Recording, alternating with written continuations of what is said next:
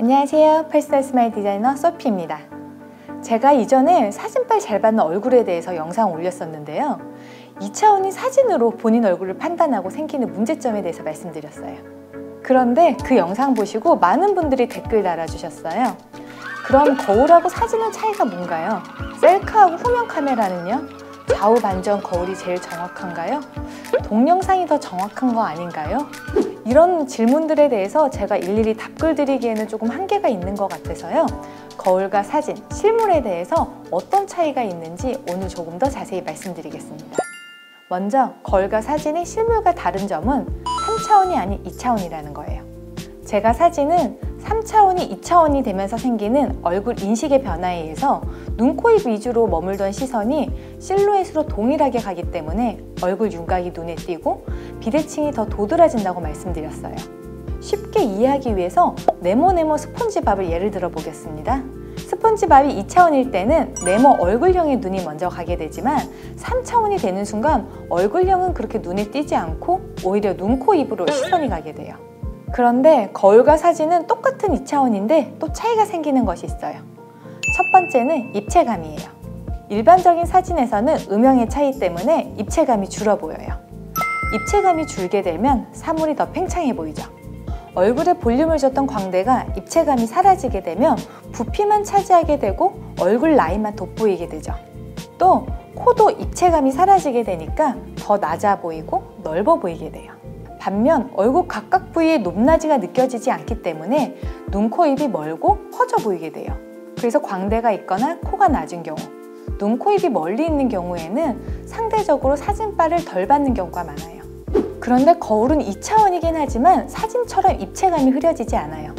그래서 사진과 같이 눈 사이가 멀어 보인다든지 코가 낮아 보이는 현상이 없는 거죠. 그럼 사진에도 거울과 같이 입체감을 줄 수 있는 방법은 뭐가 있을까요? 먼저 전문가의 도움을 받거나 좋은 장비를 쓰는 방법이 있어요. 카메라나 조명에 따라 음영의 깊이가 달라지거든요. 핸드폰으로 찍은 사진과 스튜디오 사진 비교해보면 확연히 알 수 있어요. 아니면 제가 이전에 사진빨 편에서 설명드린 것 같이 메이크업으로 음영을 주는 방법도 있어요. 더 쉬운 방법도 있어요. 바로 얼굴을 30도에서 45도 정도 틀어주는 거예요. 얼굴의 각도와 입체감에 대해서 연구한 논문이 있는데요. 정면이나 옆모습보다는 30도에서 45도 정도 옆으로 고개를 돌린 얼굴이 얼굴에 대한 정보를 더 많이 준다고 해요. 그래서 실제 사람들이 더 매력을 느끼고 시선을 빼앗는 사진도 살짝 얼굴을 튼 사진이라고 합니다. 정면으로 사진 찍으면 이목구비가 흐려지는 분들은 이렇게 살짝 고개를 돌려서 사진 찍는 것도 좋을 것 같아요. 마찬가지로 동영상이 얼굴에서 더 입체감을 느끼게 해서 일반 사진보다 더 실물에 가깝다는 것도 기억해 두세요. 거울과 사진의 두 번째 차이는 배율과 각도의 차이예요. 우리가 거울 볼 때는 이렇게 보거나 이렇게 보진 않잖아요. 보통 남들이 나를 보는 시선과 비슷한 각도, 비슷한 거리에서 보게 되죠. 그렇지만 카메라를 이용하면 각도도 굉장히 다양하고 거리에 의한 왜곡도 생기게 돼요. 특히 요즘 많이 쓰는 스마트폰은 대부분 광각 렌즈를 쓰는데요. 중앙으로 갈수록 확대가 되고 가쪽으로 될수록 축소되는 이런 원근감을 과장하는 특성이 있어요. 특히 피사체가 초점거리보다 가까운 경우에는 이런 상해 왜곡이 더 심해지는데요. 우리 셀카를 찍을 때 이런 상해 왜곡이 없는 초점거리는 2m라고 합니다. 그럼 이 2m보다 가까운 경우에는 어떻게 될까요? 중앙에 있는 코는 크게 나타나고요. 눈은 크지만 멀게 나타나요. 반면 눈 가쪽에 있는 얼굴은 작아져서 귀가 사라지기도 하고요. 얼굴은 길게 나타나요. 그래서 이렇게 얼굴이 길어지는 현상에 대해서 오이 현상이라고 따로 일컫는 말도 있더라고요. 제가 셀카로 찍은 사진과 같은 날 유튜브 촬영을 한 얼굴 사진을 비교해 볼게요. 셀카로 찍은 사진을 보면 코는 커 보이고 눈 사이는 멀어 보이고 눈 가쪽 얼굴은 축소되어 작아졌어요. 셀카에서 이런 왜곡이 생기다 보니 코가 크거나 눈 사이가 먼 경우, 턱이 작거나 얼굴이 긴 경우에는 셀카에서 분리할 수밖에 없는 조건이에요.